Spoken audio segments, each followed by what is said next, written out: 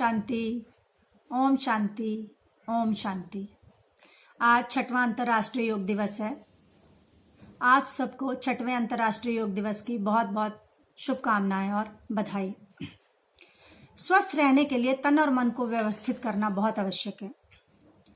स्वस्थ का मतलब ही है स्वयं में स्थित होना, अपने आप में स्थित होना, अपने आप में रहना। यह तभी हम स्वस्थ रह सकते हैं। स्वस्थ रहने के लिए योग जो है हमारा साथी है। योग से ही तन और मन को व्यवस्थित कर सकते हैं और योग जो है स्वास्थ्य प्राप्ति के लिए सबसे श्रेष्ठ साधन है। इसमें आपको कुछ खर्च नहीं करना है। योग करने के लिए आपके कोई पैसे नहीं लगेंगे। इसके लिए आपको बस थोड़ा सा काम करना है। वो क्या करना है आपको सुबह ब्रह्म मुहूर्त में उठना है, अमृत वेले का उपयोग करना है। अमृत वेला खुद ही बता रहा है अमृत तुल्य है, तो उस अमृत तुल्य काल में उठकर अपने बिस्तर को त्याग कर आप आइए हम सब योग करें और योग दिवस को सेलिब्रेट करें। योग क्या है? आप सब लोग योग की परिभाषा जानते हैं। योग का एक शाब्दिक अर्थ है जोड़ना। तो हमको किसको किसके साथ जोड़ना है, इसी पर मैं अपनी चर्चा करूंगी। योग का अर्थ है जोड़ना। तो आइए, योग को मैंने 5 स्टेजेस में डिवाइड किया है। पहला है, योग का अर्थ है खुद को खुद से जोड़ना। खुद को खुद से जोड़ना मतलब खुद को पहचानना, नोइंग द सेल्फ। अपने आप को जानिए, अपने आप को पहचानिए। दूसरा, खुद को अपने परिवार से जोड़ना। जो भी हमारा परिवार है, जो जैसे हैं उनको वैसा ही एक्सेप्ट करना। Knowing the other and accepting them as they are. तीसरा है खुद को अपने समाज के साथ जोड़ना ना। एक स्वस्थ समाज में आपकी क्या भूमिका होनी चाहिए, ये योग हमें सिखाता है। तो knowing the society and abiding by the laws and duties given to us by the society. चौथा है, योग का अर्थ है खुद को अपने राष्ट्र से जोड़ना, देशभक्ति जो है जिसको हम कह रहे हैं। तो knowing your country, loving your country and contributing your self for the betterment of the country, ये भी योग है।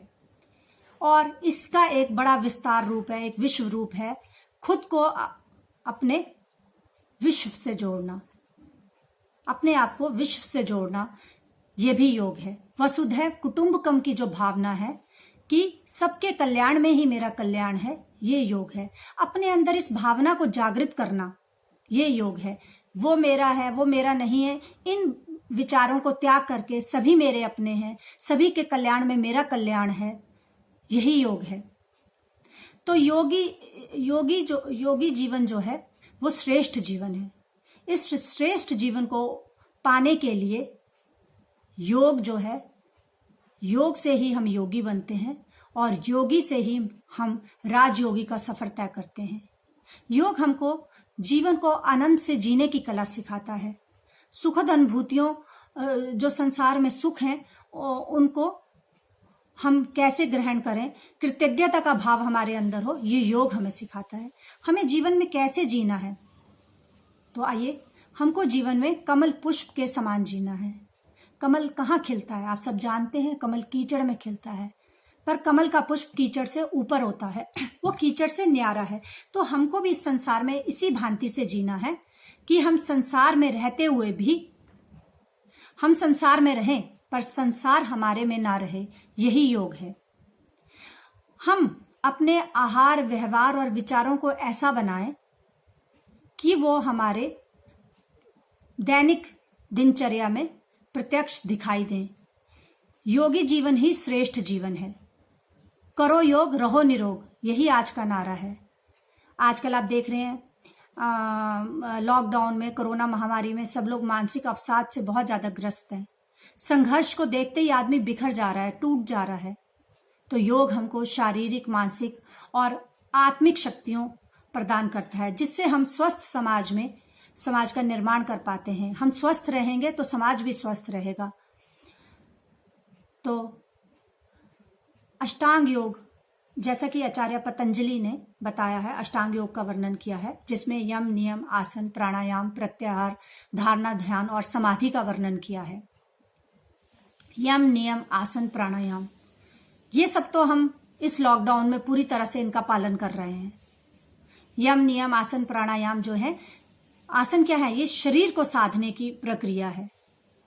आसन करने से स्थिर में स्थिरता आती है, और प्राणायाम करने से जब हम अपने सांसों पर अपना ध्यान केंद्रित करते हैं तो उससे हमारा मन नियंत्रित होता है। मन तो अति चंचल है, तो इसको नियंत्रित करने के लिए प्राणायाम जो है श्रेष्ठ है। जब मन नियंत्रित रहेगा तो हमारे अंदर उमंग और उत्साह का वातावरण रहेगा, जिससे हम अपने जो भी कार्य हैं उनका निर्वहन अच्छे से कर पाएंगे। अपने कर्तव्यों के प्रति ईमानदार रहना, यह भी योग है। इससे भी हमारी रोग प्रतिरोधक क्षमता बढ़ती है। ये सारी चीजें जो है हमारी इम्यूनिटी को बढ़ाती हैं, और जब हमारी इम्यूनिटी बढ़ेगी, अगर हम मान लीजिए हमको कोई रोग हो भी जाता है तो हम उससे जल्दी ही बाहर आ जाएंगे। हमारे शरीर में रोग प्रतिरोधक क्षमता इतनी होगी कि हमारा शरीर उन अज्ञात शत्रुओं से निपट पाएगा। तो ये सब करते हुए आगे जब हम प्रत्याहार, धारणा, ध्यान, समाधि की बात करते हैं, तो प्रत्याहार का मतलब क्या है? प्रत्याहार का मतलब है इंद्रियों का अंतर्मुखी होना, बाह्य जगत से आंतरिक जगत की यात्रा। ये प्रत्याहार है। जब हम अपनी इंद्रियों को संयमित कर पाते हैं अपने प्राणायाम के अभ्यास से, अपनी इंद्रियों को अपने मनकूल अनुकूल विषयों में लगा पाते हैं, तो हम अपने धारणा और ध्यान और समाधि की प्राप्ति की ओर अग्रसर होते हैं। धारणा, अपने ध्येय का चिंतन करना धारणा है। ध्येय की प्राप्ति के लिए निरंतर अभ्यास करना धारणा है। और जब ध्यान जो है, इसी का आगे का एक कदम है।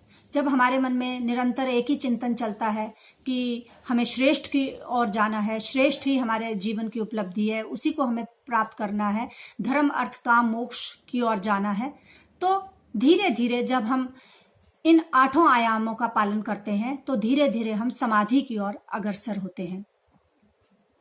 ये नित्य अभ्यास से होगा, ये एक दिन के कार्य से नहीं होगा। अगर आपने इस लॉकडाउन में योग को अपने जीवन में उतारा है तो आप धीरे धीरे प्रत्यक्ष अपने जीवन में उसके जो भी अनुभव हैं आपको, वो आप प्रत्यक्ष देख पाएंगे कि आपको क्या लाभ हुआ। अगर आप सुबह ब्रह्म मुहूर्त में उठ रहे हैं तो उसका लाभ आपने प्रत्यक्ष अपने जीवन में किया होगा।